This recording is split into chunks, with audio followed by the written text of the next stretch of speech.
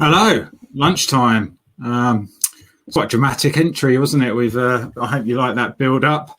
It's not hopefully not going to be quite as dramatic. This isn't an episode of EastEnders, but I have got Pinky with me today. Been working with Pinky at Elysian I actually knew of Pinky's work with Elysian before I started with Elysian, because she has been on a couple of the webinars showing her genius around resilience and resilience coaching and giving people advice on how to make themselves great in a complicated world. And we've all been through it during COVID. But some of the stuff that you don't know about Pinky is that Pinky went to university in Sussex and she did biochemistry and neurobiology. I'm blown away already by that starting point. And then she went on to do a master's in tech and innovation management. So we're in good company. Pinky has also done change consultancy. She's a resilience consultant, a generally good egg and a very inspirational person. So I can't wait to bring her in a moment. I also just mentioned what the intention of these lives are.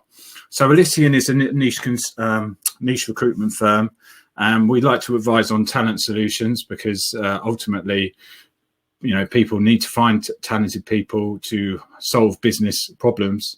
And, we work predominantly in professional services and the financial sector. But the thing is with like some of the terms you hear is like people need to fail fast in business. They need to be innovative. They need to have a kind of growth mindset or build business growth. And a lot of that comes with risk because there's a lot of pressure as well. And that's where you need resilience to be impactful. And resilience is that kind of bounce back ability, if you've heard that phrase, or, how we become our whole selves at work through resilience. And so, a couple of weeks ago, I spoke with Simon from Wellity about how well-being helps you to be impactful. And this week we'll be talking about resilience. So without further ado, I'm going to bring Pinky in. Hello, Pinky. Hello, David. Are you all right? Lovely to have you with us. Did you like the dramatic entrance? I loved it. I'm very much enjoying that. I'm just watching us live and I'm seeing if I'm on there. Am I on there? I don't. Let's Can you see? There we go. It's just a bit of a delay. I think one a bit of a delay. I think there's a bit of a delay. We're safe. We are good. Yeah, so Pinky, do you want to give a bit of an intro? I don't know if you can already beat what I've said, but what's your intention? Yeah. My intention in life generally is to lead people to their own greatness, their growth and their transformation. Yes, I've done those things, as you've mentioned very kindly. But for me, really, my soul's purpose, if you like, is really understanding more about life and humans and why we're here. And I've always had that. I've had it ever since I was a kid. I used to get really excited when we used to learn about like space and the universe and Egyptian culture and stuff because it always brought something very mystical, magical about life to me. And I always felt that there was something there. And I used to start asking those questions like, why are we here? And what does it mean to be human? And as I got older, my personal development journey sort of formalized about 15 years ago is when I really started delving into it. And that was when I started reading and learning and doing training and courses in all sorts of areas around human development. So, whether it's psychology, neuroscience, as you say, biochemistry, philosophy, mysticism, quantum physics, energy, meditation, all these areas, I'm just fascinated about, what is it that makes us who we are? And also, I was always fascinated by this fact that, some people are really happy and well, others are really struggling.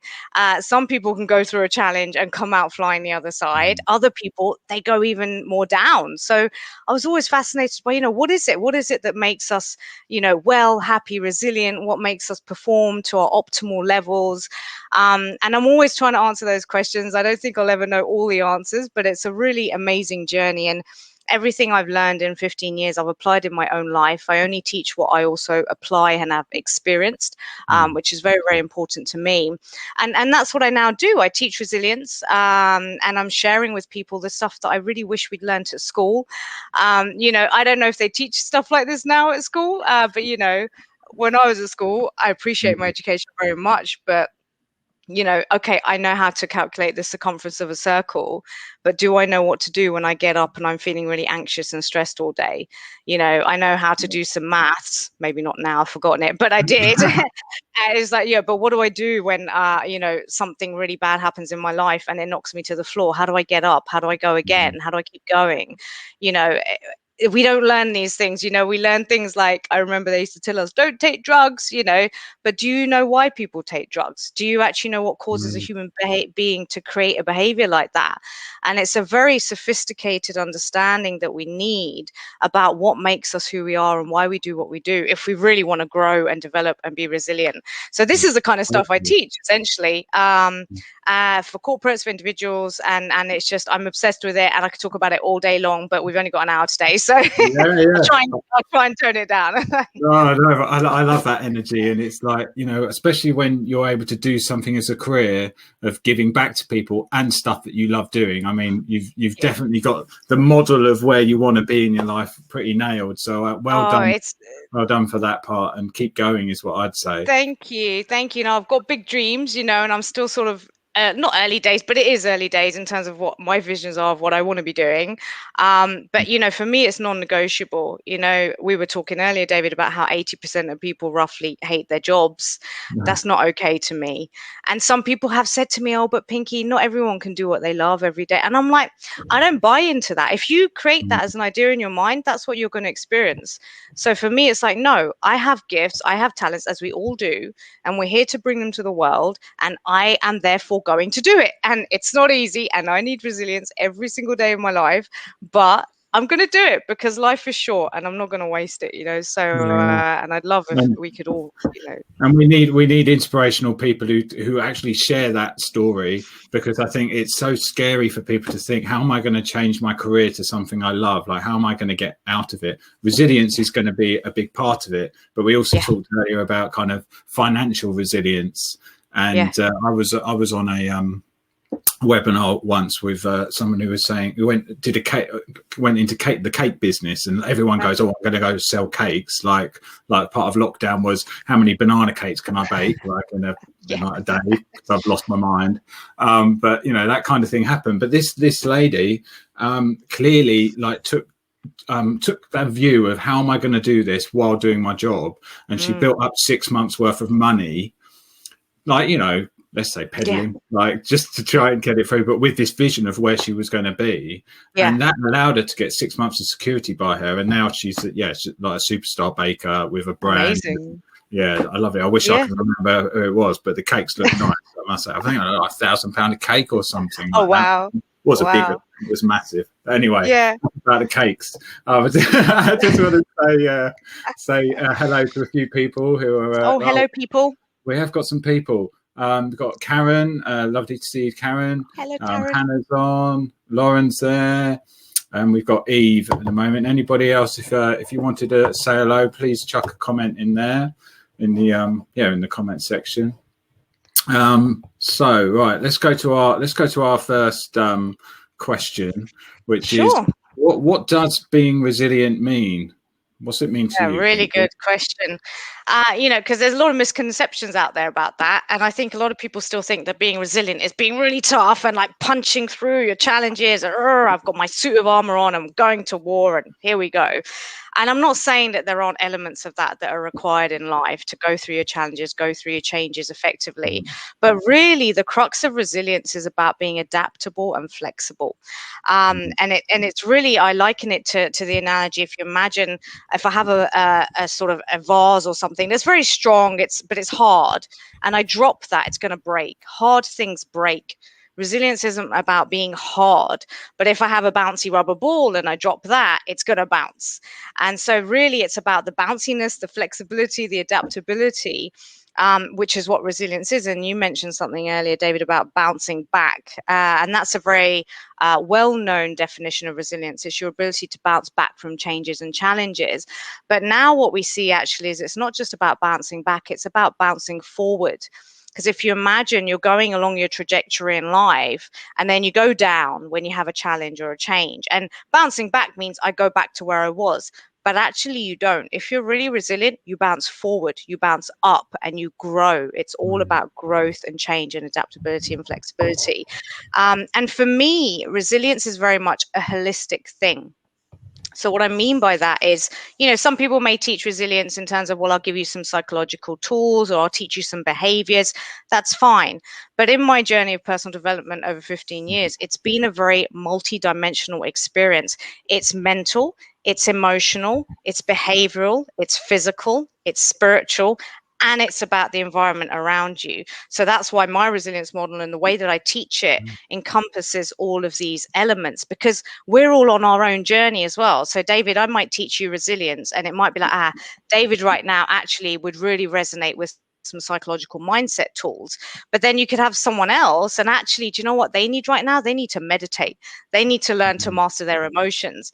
And someone else, you might say, well, actually what you need is you need to know your heart and your soul and your truth and your why and your authentic purpose and nature, and go for that.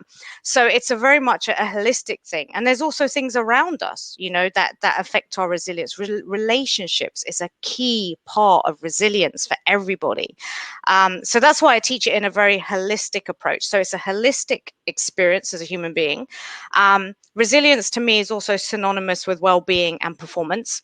I've noticed when I look at what I teach people in resilience, it's the same thing. If I was teaching you well-being, I'd teach you the same thing. If I was teaching you how to be better in your performance, I would teach you the same thing, because they're all one and the same. If you're resilient, you're well and you perform.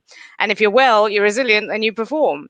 And if you're performing, it's probably because you're doing the things that you also need to do to be resilient. So essentially, it really all comes together.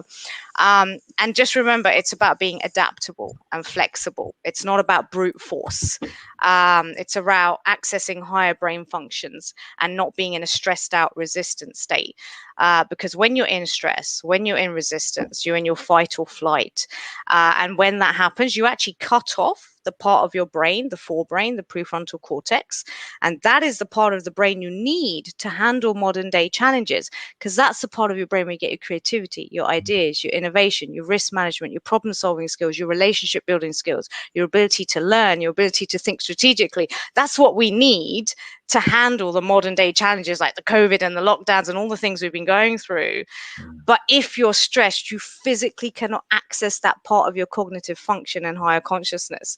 So it's really about accessing that, learning to reduce the resistance, reduce the stress using various tools, and then elevate your consciousness and do all the wonderful things that you are able to do as a human being in order to get through your challenges and your changes.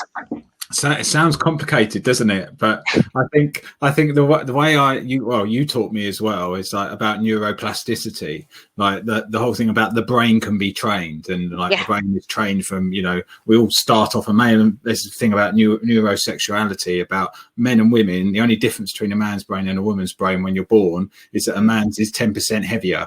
That's it. Okay. Everything else can be trained, right? Yeah. And so I think whenever we think about resilience and go, oh, how am I ever going to get there?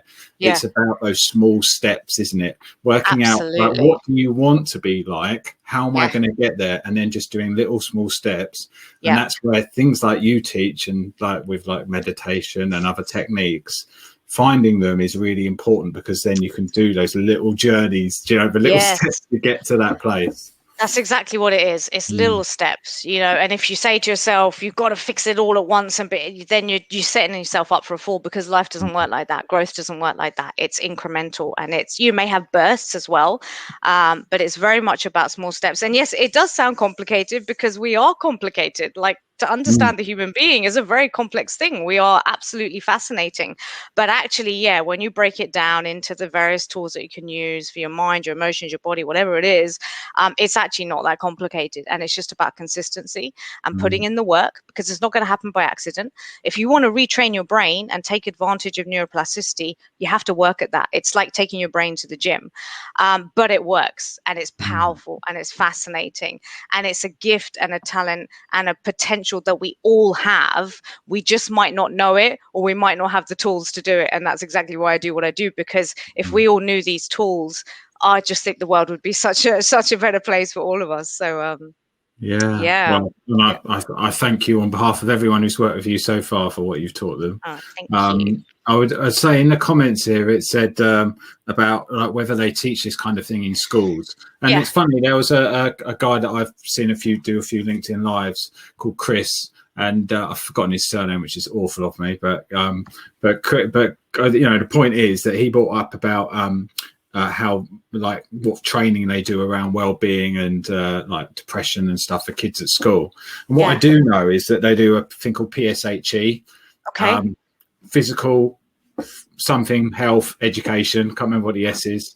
But what I do know is that it's although it's compulsory, it's up to each school what bit they teach. Like, as in, like, and the level in which they put to it. And so my experience from my daughter is they do values, and they'll have a value of the week. But what I often feel is that then needs to be threaded through everything they do through the week. And often it's like, this is the value of the week. It's on the board in the corner.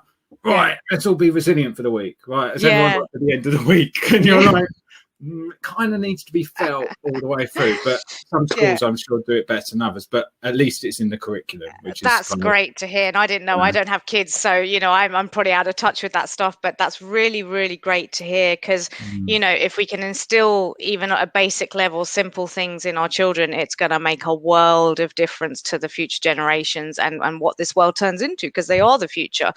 And you know, kids are very smart. Kids get this. Kids are actually naturally resilient. I believe we all have innate natural resilience because we are nature, and nature is resilient. If you look, and I'm sure we've all seen the plant that grows through the concrete, you know, or the old train track that's now taken over by plants and things. And if we look at the world, we have natural disasters, we have whatever, we're still going. Existence continues because it is naturally resilient, and we all have natural resilience within us. And you imagine the little baby learning to walk. It falls down. It doesn't need a pep talk. Come on, get up again. It just does it. It gets up, it goes again, it gets down, and it's learning, it's adapting, it's going, oh, if I balance this way, maybe I won't fall. If I just do that, you know, that's what resilience is. It's natural to the child because it's natural to all of us. But as we get older, conditioning sinks in, beliefs, the complexity of the modern world, and we lose touch with our innate natural ability to be resilient. But we have it, and that's a key part of what I do, is how do you unleash that? How do you bring that back out of you? Because you've already got it.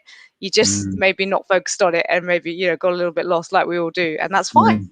That's a human journey, right? But it's good to hear though. And that's what I think, that vision of yourself, like, you know, where you said there's different ways of looking at it, like, you know, and I'm, you know, subject matter for this was very much about how leaders use it. And, you know, I'll go on to kind of that question in a bit, but it's easy to go, oh, meditation's not for me. Oh, well-being's not for me, or I can't connect with the people on the floor. It's fluffy stuff. We've just got to have targets, right? But all of those things are part of it. It translates to each and every one of us. We just might not have found the right way to do it yet. Yes, you know, exactly. Like the whole neuroplasticity thing that we spoke about. And so it might be that mentoring helps a leader. Like, do I read a book about somebody who I can relate to? Like, why are there so many books about startups? That's because entrepreneurs need to hear the stories of other entrepreneurs who've suffered. And that, to me, is all what the resilience bit is, because everyone's been through it. Like, different levels, but everyone goes through trouble in their life, because there's no point having a roller coaster that's completely flat. I mean, what a waste of a ticket that would be, wouldn't it? So, well, you know, personally, I hate roller coasters, but I get what you're saying. I don't like it. No, I can get that. But anyway, like, let's we'll go on to our kind of our second question today. I'll say, just before we do that, let me say thank you to some of the people in the chat, because they've bailed me out with it's personal, social, health, and economic PSHE. So I didn't do very well there. But what I did, but at least I knew about it. That's the key thing. And a LinkedIn news here, no name to it, but said my son's school makes resilience a priority. The head teacher often mentions it and sets a strong example for the whole organisation. Now, that is leadership. Fantastic. That is where it should start. The head teacher living like the values, Yeah. because that's sometimes the problem with organizations, as I'm sure you know, Pinky, is that like the middle managers are the problem. Let's train them up on resilience and leadership, and then they're sat there going, well, I'm on the course, where's my boss? Like, and he's going, oh, it's not my priority, it's your priority. Well, it needs to be lived, doesn't it, throughout the DNA of an organization. That's what culture is all about, organizational culture. Absolutely. 100%. Yeah. Oh, we got some good questions and things coming in as well. I don't know where you want to go with it next, David. I'm excited. I want to talk about everything. I want to talk to everyone about everything. Well, I think let's go for the question that we've spoken about, that people have kind of signed up to today, which is about resilience. It's more important in a leadership role than talent. And the reason I formed this, I saw a couple of blogs about this, and it's where like you can be the most talented individual in the world, you can have the most innovative ideas in the world, but you know what, with if you were James Dyson and you didn't have resilience, you would not have the Dyson Hoover, because there was over 5,000 versions of that before it got to a sellable product. And so resilience is so important, and it's not just for you as an individual, you've also got to live that for your team, because like if they see that the person above them isn't conscious of resilience, then they're going to think, oh, it's not for me either, and then productivity starts getting hit, the bottom line profit starts getting hit. Like imagine like you had a key relationship holder who then fell over in terms of, as we all do at times, and then there's no one there as the conduit between the client and the project, and then suddenly you've got to start the relationship and the trust again. And if you just thought about resilience being the first thing to go after, then you're going to take the bumps out of the road. They're not going to be mountains anymore, they're going to be bumps, because people know together they can get through them. So that's kind of where I start with this question. Like, how do you see it? Yeah, no, I really resonate with what you said there. And it is, as a leader, first and foremost, you've got to take care of yourself. You can't pour from an empty cup. So you need to be looking at your own resilience and developing it mentally, emotionally, behaviorally, spiritually, and so on. But exactly as you say, in a leadership role, the fact is you are also responsible for a team, maybe a small team, maybe a large team, maybe thousands of people, depending on where you are in the organization. And the fact is that's your role. And you are going to affect the people around you as well. And sometimes it's a very unconscious thing, in terms of if I'm a leader of a team and I'm struggling with my own resilience, that's going to come out in how I speak to you, the words I use, the communication that I use. It's going to come out in my emotions. You're going to sense that from me. And you're also going to, and the way that I then behave with you, and which you're going to then experience. And then the culture and the environment that is resulting from my behaviors is also going to be something that the team experiences. So whether you even realize it or not, you are having an impact. And also the energy, we talk a lot, David, in training I did with you guys about energy. Everything is energy.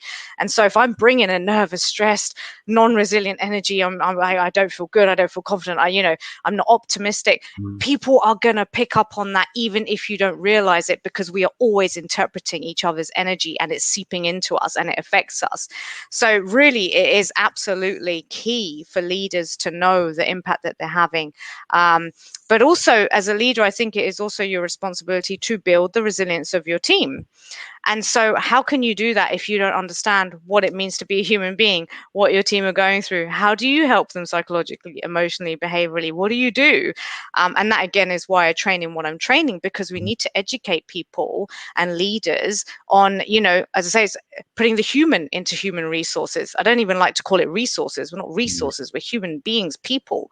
But put the human into it. If you're managing humans, you need to understand what it means to be a human, and then you can best serve. And David, if I was your leader, I'd be able to tap in and I'd understand, what's David really going through? How can I really help him from a mental perspective, maybe? Or, do I understand what emotions you're experiencing? How can I hold space for those? But if I don't even understand that stuff, I'm not going to be able to do that for you. The other thing as well, to take it up a level. So one is, if I'm a leader, then I need to take care of myself first and foremost. I can't pour from an empty cup. So I've got to work on myself. Secondly, I've got to take care of my team and know how to help build their resilience.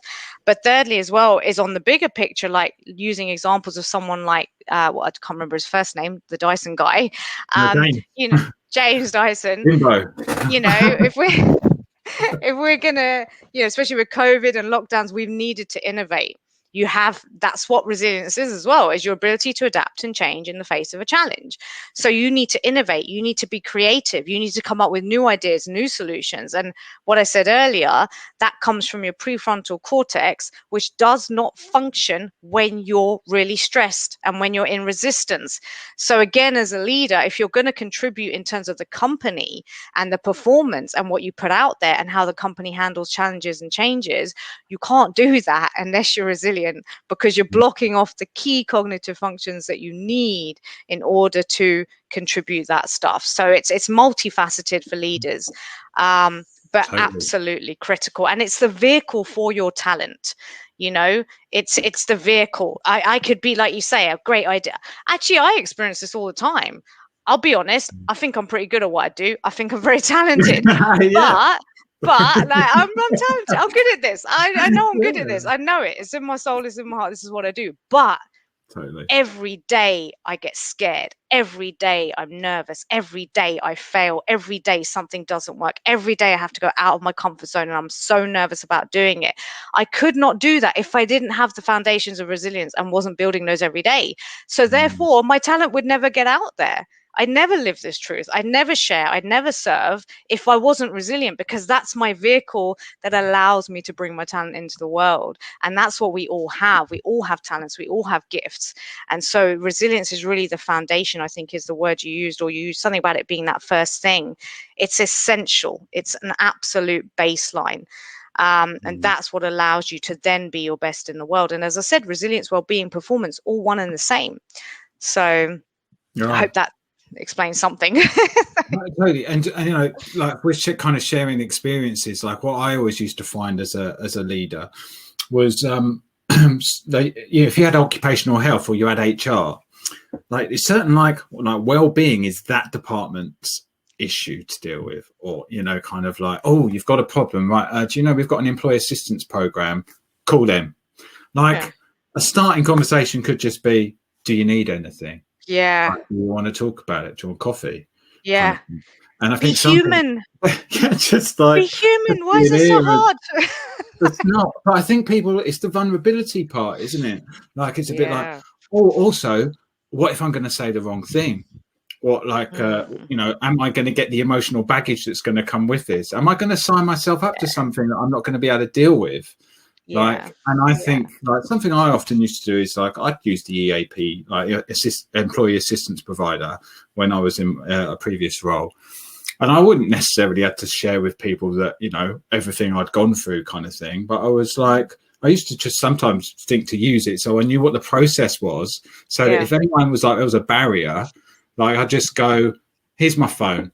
Go in that room over there. If you want, you don't have to. I'm not forcing you, but go in there, use my phone. You've got an hour off of whatever you're doing. Just call them. Because people often would go like, I can't call them at home. I don't want anyone to hear me. I can sit in the car. Like, how am I going to get there? And often I think as a leader, you just needed to go like, these people are not going to be productive unless I make an intervention at this point. Yeah. And that could be as easy as just go and get some fresh air.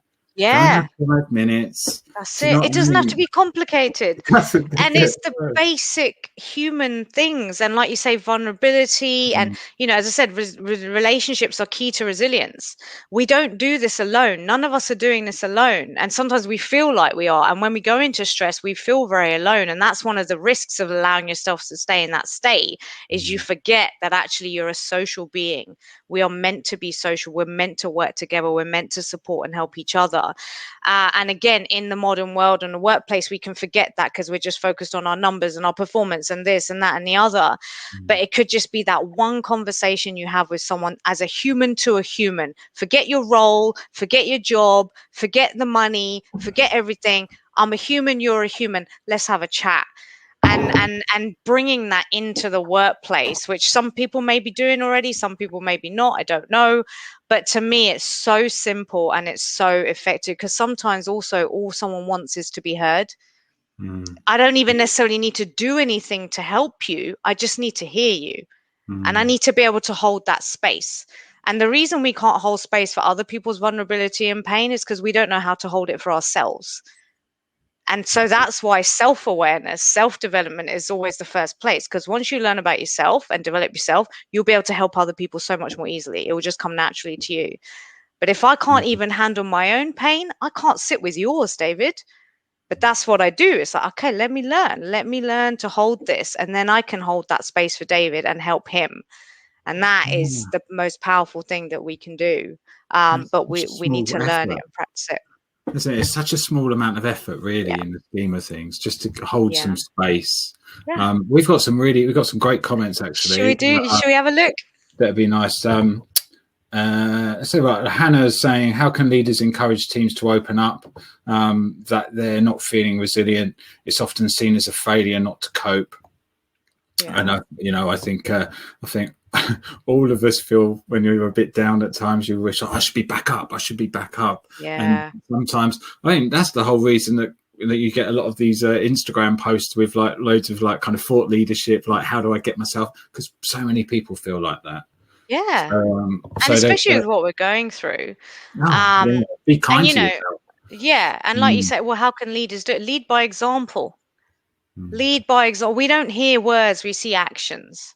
That's more important. You can say what you like, but if you're not leading by example, people won't pick up on it. So if you want your team to feel more safe and able to open up and be human and allow them to have that, then you do it too. That for me is as simple as it gets. And exactly what you were saying earlier, leaders create the culture of an organization. So you've got to be what you want to see. It always starts with you. And if you're in a leadership position and you can't do that, then I would question, should you be there? Is it right for you? No offense. But look, I'm real talk. You know me, David. I'm not going to mess my words around. It's true, though, because leadership is a very, very important role. You're taking a role that is going to affect other people's lives. So you have to be serious about that and say, well, am I willing to do what is needed? And if that means I need to be vulnerable with my team, then can I do that? I'm not saying it's easy, but I'd also suggest that if you can do it, you'll be very grateful that you did. It's really, for me, bringing humanity back into this. We're just humans, not just humans, because being human is an amazing thing. We're so powerful. We're so powerful. But balance, isn't it? I think Pete's made a really good point as supports where you're coming from. From a leadership perspective, it's important to realize that your own resilience threshold may be very different to that of people in your team. So what requires little resistance levels for one may have huge amounts for others. Know your people. Oh, fantastic. You know what I mean? Couldn't put it better. I love that. Thank you. Was it Pete? Yeah, it's Pete. Yeah. Yes. And that really resonates with my friend Ed, who's in the chat as well. He's got some awesome questions coming through. He says something similar to me this morning. It really is about, it doesn't matter how resilient you are as a leader. You got to understand what's going on for your team. And it is different. David, you and I could go through the exact same challenge and I may totally crumble and you'll fly through it. Different people are experiencing COVID in totally different ways. Different people, you were talking about financial resilience, and when I first started trying to run a business a few years back, it didn't work. And I ran out of money and trying to find a word that isn't swearing, really struggled. I really struggled because for me, that was a really difficult experience because it brought up so much stuff for me and I really struggled. But someone else having a financial challenge actually for them somehow spurs them on. So again, it's not one size fits all. And this again is the nuance of leadership that I feel is a challenge, but one worth taking on, is understanding that everyone in your team is different. Are you willing to take the time to understand each person as best you can and tailor your approaches to them? That sounds like hard work. It is. But again, like I said, if you want to be an effective leader, are you going to do it? If not, then maybe it's not for you. But I think that's a really important point that's been made there, is that everything affects different people differently, which is also why self-awareness is important. Take time to reflect on yourself. What is affecting you is not the same thing that's affecting the next person. So yeah, glad you made that point. Thank you so much. This is a whole, probably a box of frogs that I could open with this one, but we talk about leadership being people who lead others. Like that can also be the way that we interact on a day-to-day basis, the way you speak to somebody in a shop. Do you know what I mean? The way you talk to someone on the phone. Leadership is about also how you act in your daily life. And you're one human being. I don't buy into this idea of, well, you're one person at home and then you know work and life and work and personal professional, you know what I mean, personal professional is separate. No, you're one human being.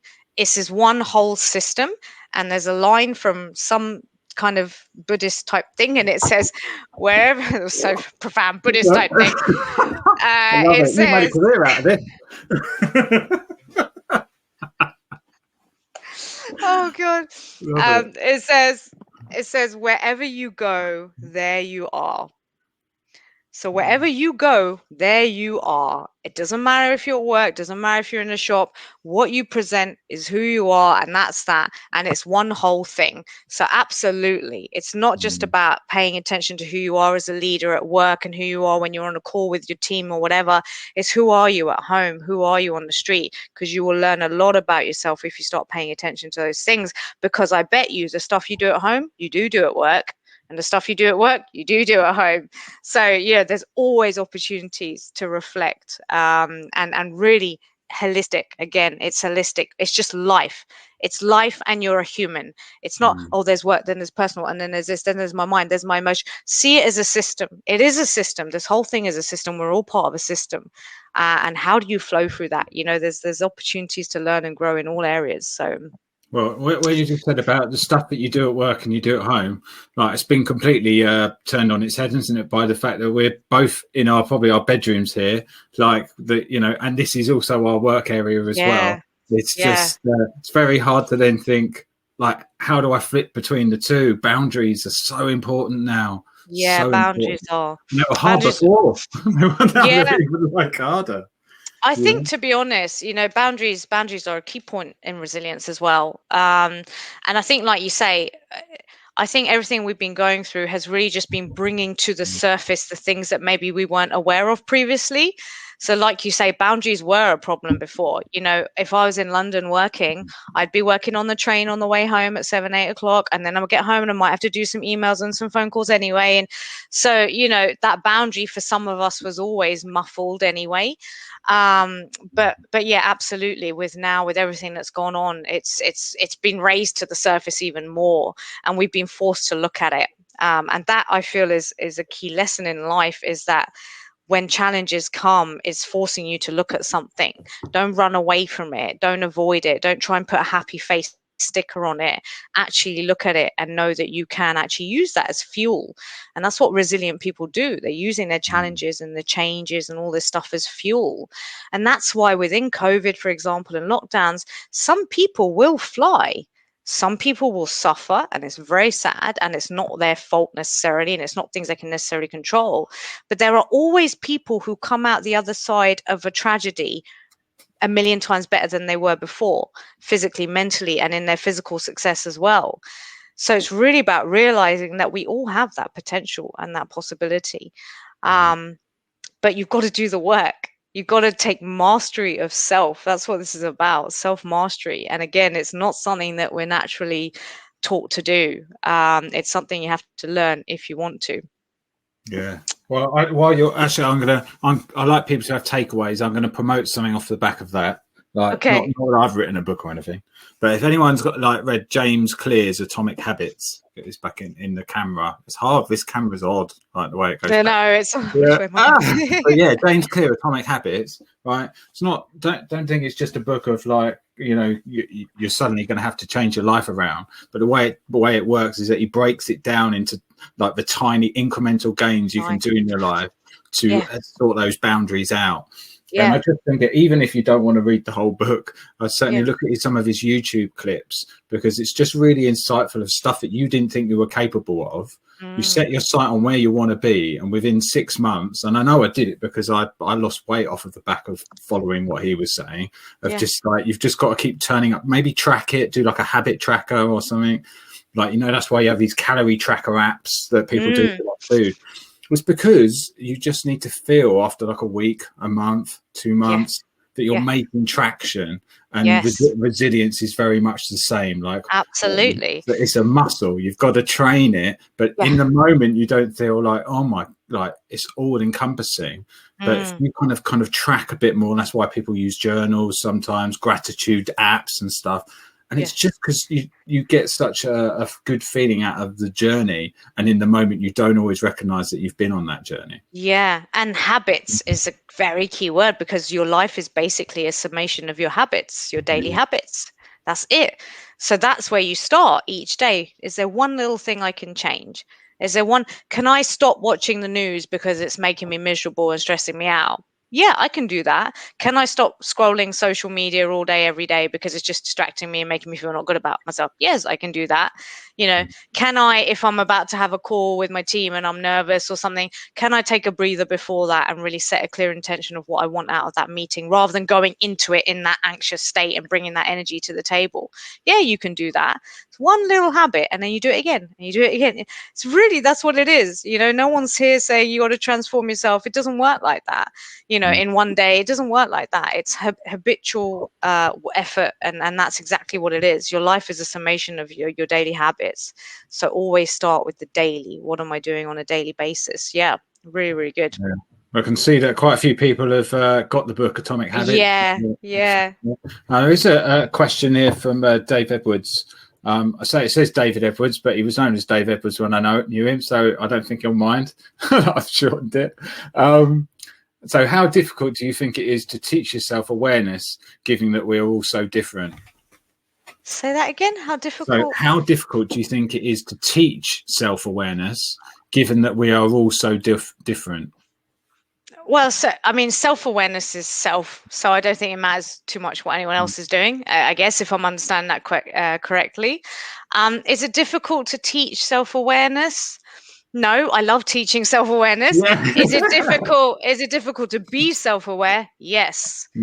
Because the way that your psyche functions is, you are basically 95% of the time running on unconscious autopilot. That's how the brain works. The brain is a computer, essentially a supercomputer, and it's just running programs over and over. And so to learn to be self-aware, it's something called metacognition, which is something that only humans have, which is the ability to be aware of your own cognition, your own thinking, your own consciousness. And so really it's about being able to take a pause, lots of pauses, and actually reflect on yourself. Create space between you and your thoughts, create space between you and your emotions, create space between you and your behaviors, and reflect on it. And it's about becoming conscious. That is really, if I'm honest, the leading edge of human development that most people we're not quite there as a species, if you like, because we're very unconscious. We're just running involuntary autopilot all day, every day, all day, every day. So to make yourself step out of that and be like, oh, wow, hang on, let me actually observe myself. It's a totally different shift in your consciousness and your mind and how you're functioning. So it's not a small thing if you're doing it. It's very profound and it's fantastic. So yeah, is it easy to? It's easy to teach because that's what I teach. I love teaching it. It's easy to teach it, but to do it yourself is a challenge, because you will always fall into your unconscious, involuntary, unaware way of being, because that's just what we do. That's how the brain functions.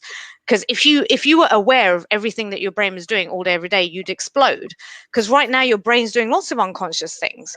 You know, the words that are coming out of my mouth, I'm not thinking through, aware of every little, do you know what I mean? It's just happening.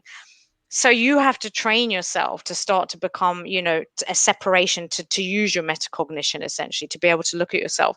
And that's the most important, amazing thing you can do. And the key to understanding and being aware of others is to understand yourself first. So yes, other people are different, but we're all human for a start. But secondly, when you understand yourself better, because this is the problem we have, a lot of leaders, a lot of people trying to understand their teams, trying to understand other people, trying to understand society, they don't even know themselves.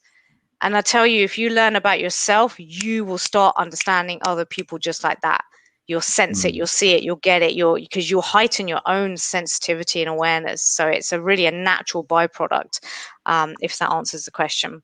Well, I personally worry if anybody is as mad as I am. And when I'm in my head, I'm like, I hope other people don't think like this.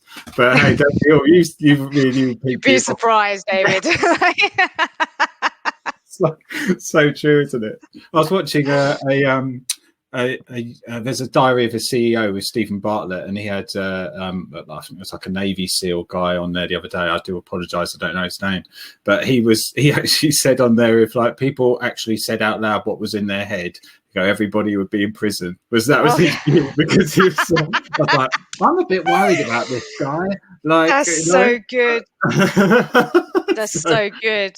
But it's true, definitely. I remember, like, I used to live down near Dover in Kent, and I always had this thing of lemming syndrome, I used to call it, where like my parents used to take me to the Dover Cliffs, and you'd always go in your head as a little boy, wonder what happened if I jumped off there.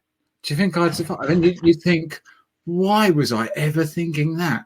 But that's the whole thing, isn't it? And then as you're a kid, how many times did you do silly things and go, well, you've got to learn somehow. Like, just luckily, we both survived our childhoods. Do you know what I mean?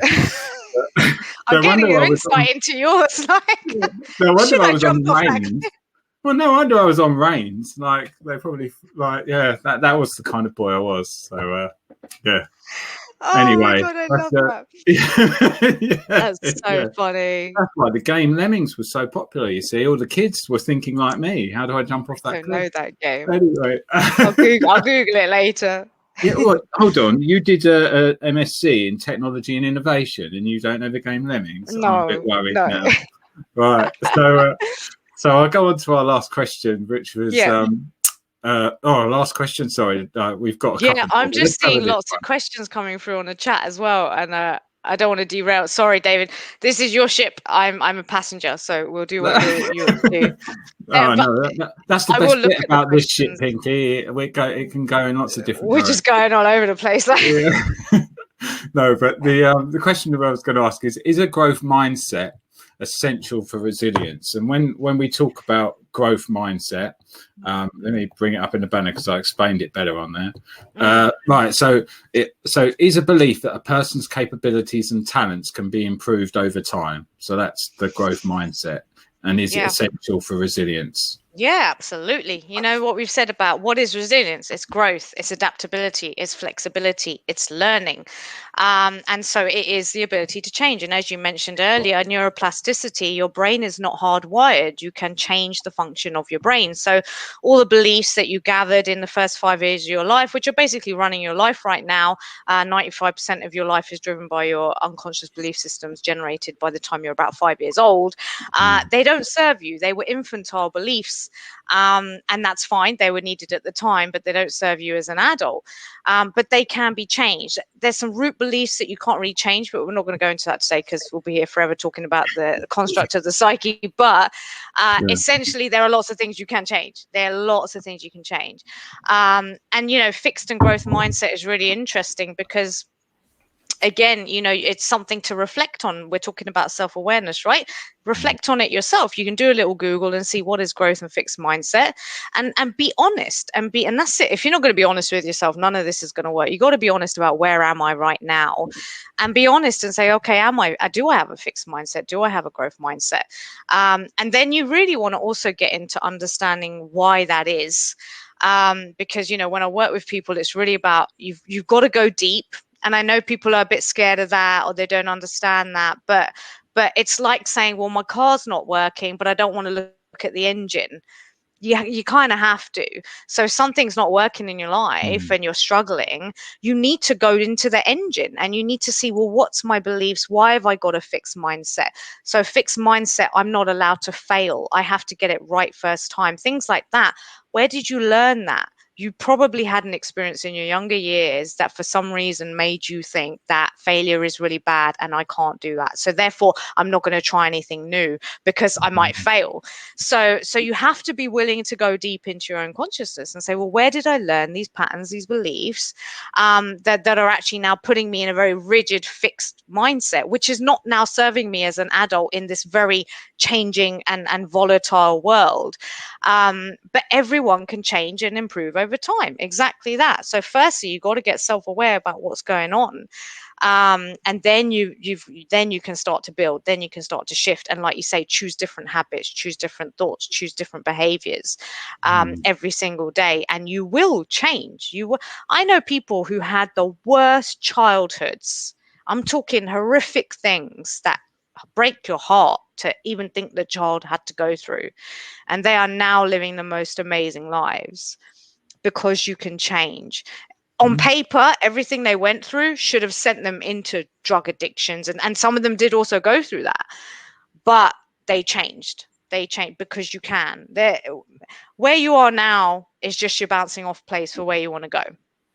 And one of my favorite quotes is, life is like a trampoline. The harder you fall, the higher you bounce. And so it's always there for you. It's all there's not a person that I look at that I think you haven't got the potential. You may not put in the work, and therefore you may not do it, and you may not want to, and you may not be ready, and it may not be your purpose in this life to grow in a certain way, but everyone has the potential. You're not set in stone. You are a wonderfully superhuman capability, being, consciousness, everything. But you you have to learn, you have to practice, and yeah. Totally agree. There was the other day, somebody put on, there was a post about how much, there was polls on LinkedIn gone a bit out of control, but I can see why people do them, because you get the most engagement from doing a poll, because you just fly past and go A, B, C, D, bang, done, right, move on. So that's why I get quite a good engagement. But someone the other day was saying, how much have you invested in terms of like money in the last year in yourself, in self-development? And like, there was even up to 10 grand somebody had put on there. I was thinking, don't know what coaching course they went on, but it must have been good for that amount. But I was saying that, like, it's not even about money sometimes. Like, people don't equate time. Like, time is actually more valuable than money, because you can't get time back, right? So then you've got to think, if you want to train yourself and improve your capability, like really harness your talent, switching up, doing an hour of Netflix versus watching an inspirational talk on TED Talks, reading a book, listening to a podcast. But also I've learned, like, even with reading a book, before you read a book, decide what you're going to do with the knowledge from that book. So what's your intention? Because actually you might not need to read the whole thing. You might need to read 3 or 4 chapters. And then you're living more intentional. And I kind of think that everybody's got that opportunity to just think, like, I wouldn't be able to talk to you or do these kind of lives without feeling a bit more confident about subject matter. And that's through reading and learning. And I think if I was talking about, like, kind of incremental changes, that's such a small thing to change, really, to read something. Do you know what I mean? Something, or watch this and take some things away. Start a discussion about resilience with your team. I really think that growth mindset doesn't have to be something that you suddenly have to put like this suit on of, right, I need to be someone completely different. I need to start writing books like Simon Sinek here. Like, do you know what I mean? I've got to, but what you can do is just think, I want to learn about something, and you can do a 5-minute YouTube video, make some notes on it, talk to your team about it. There's your increment. That's a really good idea. I like that. Something that small, really, really powerful. And, I do often reflect on that. It's like, well, many people will choose an hour of Netflix over a 5-minute YouTube or whatever that will help them because it's comfortable. And comfort is the enemy of growth. So if you're not willing to get uncomfortable, you can't grow. I'm sorry, but that's just how it is. That's just human nature. That's just how we experience it. So you got to be willing to say, oh, I'd really like to sit on the couch. I'm not saying don't do those things, obviously, but there may be times where you need to say, come on, David, come on, Pinks, get up. Go and do this other thing that's going to be better for you in the long run. It's about delaying gratification. And the most resilient and successful people are usually the people who can delay gratification. And, something that also brings up for me as well about leadership is remembering that as a leader, it's not about you. You're there to serve your team. So maybe, go and watch that video or do some learning for yourself or develop yourself in some ways that you can then present yourself better to the team and turn up better for the team, because that's what leadership is. It's a service. So the problem we have, and that we get more stressed and more resistant when we make everything about us. And so get out of that mindset, get out of your own way. None of this is about any of us. We're here to work together and to serve others. We all have gifts and talents to give. And so when you get out of your own way, you'll be surprised how much more resilient you feel very easily, very quickly, because you stop making it about you. Resistance, stress is all about me. I've got to survive. Me. What about me, me, me? Forget yourself. Serve someone. Do something kind for someone. Put someone else first, and you will fly. In that moment, you will experience it, a shift in your consciousness, a shift in your emotions, a shift in your mindset, a connection to another human being that is profound, that words can't describe. And then you'll start to experience, what is this life and how can I really experience it in such a wonderful, magical way? Because you got out of your own way and you stopped making it about you. It's not about you. This isn't about me, you know? Oh, I love it, Pinky. So, That I'm going to cut that bit out, I think. I need that energy. Oh, we'll all have a bottle of Pinky a day. It'd be lovely. A bottle of Pinky. Sounds like... I don't know what to do with that. I think that's like a really nice champagne. I'm sure I've heard of bottle that's of good. Pinky. That's good. I always have Plonky. Sorry. Or a very nice perfume, something like that. Anyway, so the kind of a final thing as we get towards the end is how do you fill up your resilience reservoir? Like, what advice would you give? Yes, I would. Sorry, I'm looking at all the comments and all the questions, and I'm like, oh, we'll come back and look at these, and we can definitely look at how we can answer those. We can always answer them after as well. Yes, filling up your reservoir. Do you know, like I say, there's many things, and this is, why I teach what I teach, is because there's so many tools you can use: mental, emotional, behavioral, spiritual, physical, and environmental. There's lots of things you can do. But something I'd like to share with you today that I find is very simple and very powerful is the understanding that what you resist persists. And I mean that psychologically. I'm resisting something in my head. I don't want this thing to happen. I don't like this thing that's happening. What you focus on creates your reality. So if you think you're resisting, I don't want this thing, you're just making it stronger. Emotionally, if I resist a certain emotion, pain, struggle, stress, whatever it is, I don't want to feel that. I need to feel happy instead. You just give it power. So what you resist persists. And so one key thing that I'd love for people to take away and practice is the power of acceptance. And when I say acceptance, I don't mean you're condoning a bad thing that's happening. I don't mean you're lying down, taking it, I just accept that life is hard and COVID lockdown. That's not what acceptance is. Acceptance is a very powerful act of owning your life and owning your experience and saying, I can hold all of this. Because I accept it, I can now choose to do something with it. If I don't accept it and I'm pushing it and I'm fighting it, I can't do anything with it and I'm just giving it power and whatever.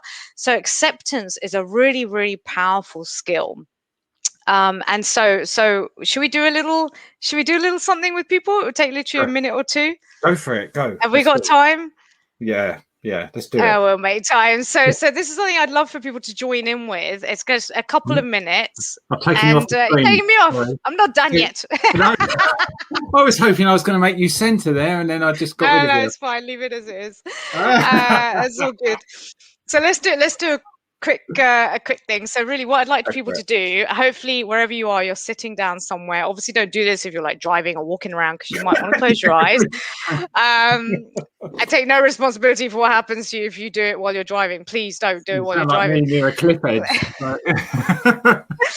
So okay. So what I want you to do, we're going to do this very quickly. So, and you can spend more time with it by yourself when you have time. But I'd like you to just settle in for a second.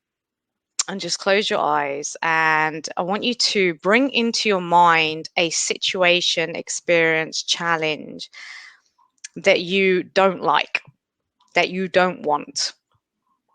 It could be something that's in your personal experience. It could be just a thought in your own mind about yourself and your life. It could be something with your team, your organization. It could be a bigger problem that's going on out in the world. And I want you to just visualize that thing in your mind. Let it play out, whatever it looks like. It may be quite symbolic. It might be very literal. So just imagine that thing that you don't like and you don't want. And then in your mind, I want you to see yourself resisting that thing. So let that image unfold. Here's this thing I hate. I don't want it. and I'm resisting it. And what does that resistance look like? It could be different. It'll be different for everyone. You might be fighting that thing. You might be scared. You might be avoiding it. You might be crying. You might be doing anything. And pay attention in this visualization of your own face, your own emotions, your own energy, and that whole experience of resisting the thing that you don't want. So really get a clear vision of that, a clear experience of your resistance to this thing. And now what I'd like you to do is rub it out in your mind's eye. Imagine you've got a rubber and a razor. You're just going to rub it all out. And now bring that thing back that you don't want. Bring it back. And now just imagine yourself in that vision accepting it. Just accept it. And really take a moment to pay attention to what it feels like to accept whatever it is. What does it feel like? What's the energy of that? How do you look? How do you feel? What are you doing differently? And just spend a second there. If I accept this thing, how different is it? And that's all we're going to do for now. I'm just going to ask us to come back. If you were doing that with us, just come back into the room. But it's just, did you do one? Did you find something? Well, I couldn't sit here and not do it. I would have felt like a bit like Billy No Mate. Oh, I love it when you do that stuff. It's great. Yeah, but it's just, and we did it very quickly, and it's something that some people may want to practice, but it's about really realizing the difference in energy, because everything is energy, and the root of all the work I do is about managing your energy and your consciousness. And so when you realize that resistant energy versus that acceptance energy, you can really start to see the difference, and you will see that when you act from those two different places, it's a whole different world, whole different experience, whole different set of results. And it's about managing your state, managing your energy. But it's a very quick visualization that you can do anytime you feel like, oh, I don't like this thing. Just stop, train your mind to go into a state of acceptance. That doesn't mean you want it, doesn't mean you're condoning it, doesn't mean you're not going to do anything if something needs to be done. But you're doing it from a totally different energy and a totally different state of consciousness. And that is your power. When you learn to master your own consciousness, then that's a very key part of resilience. So yes, so that was that. Oh, Pinky, I think we're running over now. We are. But I think people have got to go back to their lives, I suppose, their work lives. But thank you so much for people, the comments in there. Thank you, everybody. I'm sorry I didn't read them. I'm reading them now. We can read them after. I'm reading them now. Oh yeah, I'm reading them now. No. So Pinky, I just wanted to say thank you so much for being great as usual, and we can. There's so much more to talk about with resilience. Maybe in a few weeks or months or whatever your availability is, we might be able to catch back up again on a live. But, I'd love to do that, and we can do one with more tools and things. It's done quite a general one today, but we could definitely teach some actual tools that people can use. There's so much. This topic could go on for years. It will. But yeah, we can definitely do more. I would love to. And thank you for inviting me. Thank you for listening to my rambles, and thank you everybody out there who's joined. And I'm sorry I haven't been reading your comments and answering all the questions, but we did the best we could. But I will look through those, and David, we can have a chat as well about those and see if there's anything we want to do. I'm going to be quiet now because we're overrunning. Yes, right. Thank you very much. Thank you all. Take care. I've got my lovely little video that I need to run. I think. Let's go. Do I just leave?